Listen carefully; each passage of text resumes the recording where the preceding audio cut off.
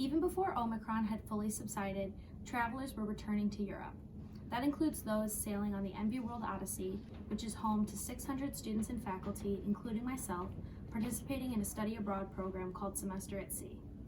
The MV World Odyssey is currently on its 129th voyage, the first to sail since the pandemic halted the Semester at Sea program in spring 2020. Now, travelers are entering a whole new world post-COVID. It felt like everyone at Dubrovnik was just semester at sea students, which was weird because I know Dubrovnik is known to be a touristy city. Everything seemed to be closed by 10 and you're supposed to wear your mask outside, but it didn't seem like people followed it that closely. Despite so many businesses trying to stay open, many have closed due to the lack of tourism in areas like Valletta, a coastal city in an island country home to a mix of ancient architecture and modern influence, and Dubrovnik, a city filled with stone homes and burnt orange roofs sitting on the mountaintops alongside the Mediterranean.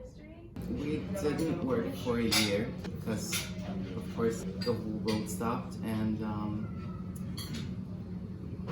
it was tough not going to work because our government gave us some money to survive off of it while the pandemic was still going at the beginning of it. So no restaurants were able to work because there were no tourists anymore. So a lot of them had to close down.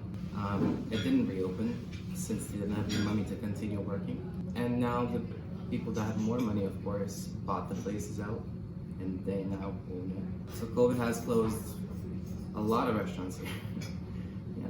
I used to work with the government for 41 years. Now I'm retired, but I always worked as a part-timer in restaurants with tourists and hotels. Like the same over here. Same countries, the same. But just now it's all right. But let's say about 5 weeks ago, we used to have the mask, wearing the mask with the mask. With residents and tourists already starting to remove their masks, some public health officials are turning a corner to make it official and remove mandates. Malta stated last week that the general public will not be required to wear masks outdoors.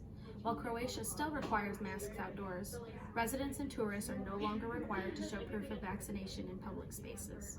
In 2019, Malta had over 2 million tourists, and in 2021, Malta had roughly 969,000. For Dubrovnik, 1.5 million visited in 2019 and roughly 543,000 in 2021.